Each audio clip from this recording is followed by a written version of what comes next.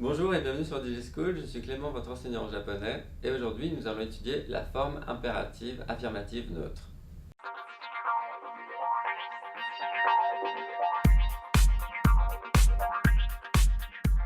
Dans un premier temps, nous allons étudier donc la sémantique de la forme affirmative neutre.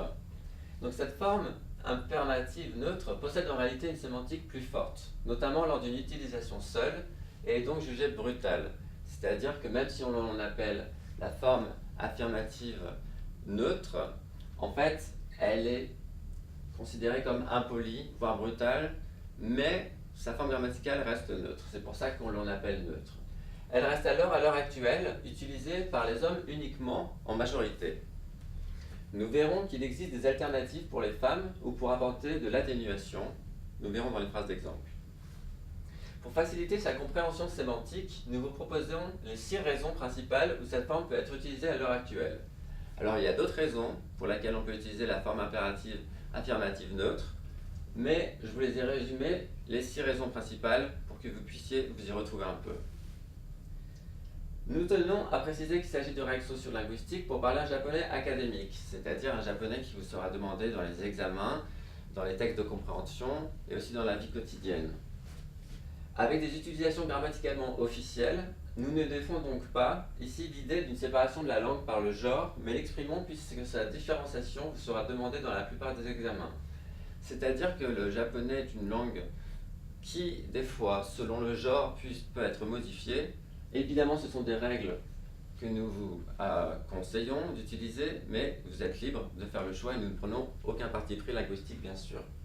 Alors, voici les 6 raisons pour lesquelles vous pouvez utiliser cette forme qui est jugée très brutale.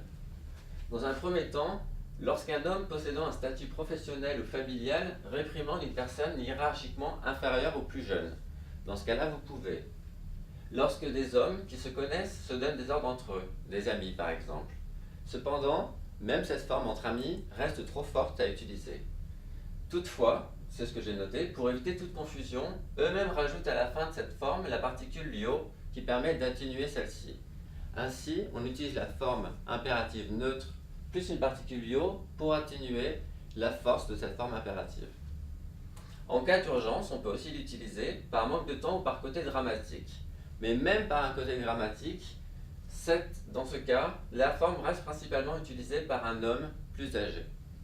Quatrième raison, lorsque l'on est enseignant de n'importe quelle matière en classe, ou alors formateur ou coach d'une activité sportive. Dans ce cas-là, pour motiver ses élèves ou pour leur donner des ordres, comme un coach, on peut se permettre d'utiliser cette forme atténuée par un yo sans que ça soit considéré comme trop rude. Lors d'un événement, d'un match ou d'une compétition, cette forme est utilisée pour supporter une équipe, une personne, etc. Alors par exemple dans un stade ou alors lors d'une compétition.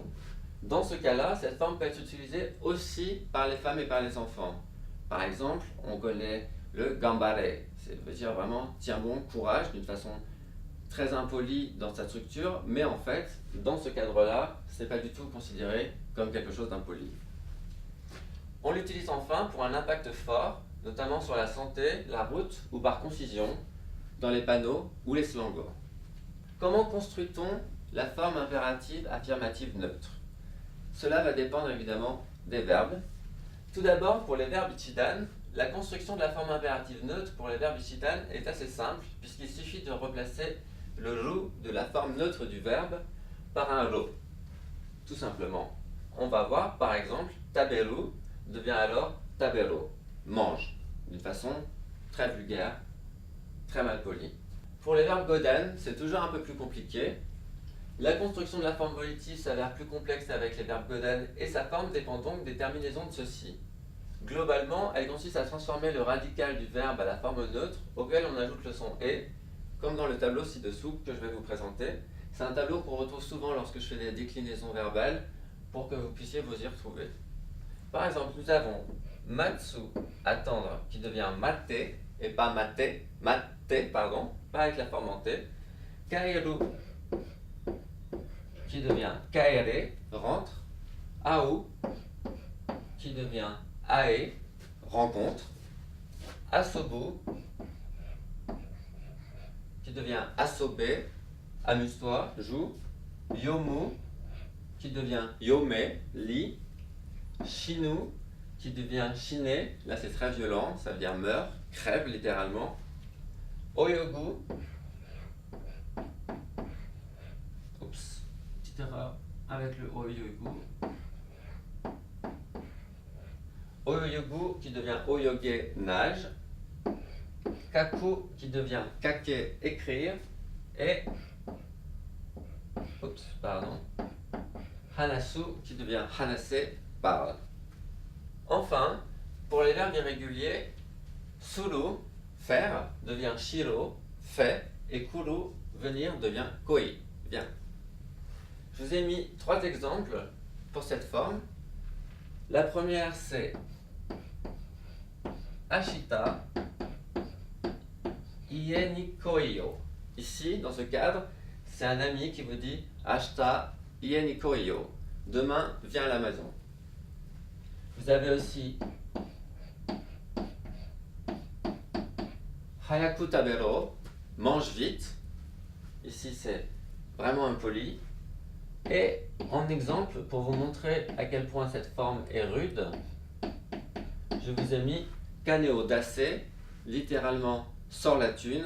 C'est ce qu'on dit lorsque l'on braque une banque au Japon, ce que vous ne ferez, j'espère, pas. C'est tout pour la forme impérative neutre en japonais. J'espère que cette vidéo vous aura aidé. Si vous avez d'autres questions, je vous invite à consulter le document écrit et je vous dis à très bientôt sur DC School.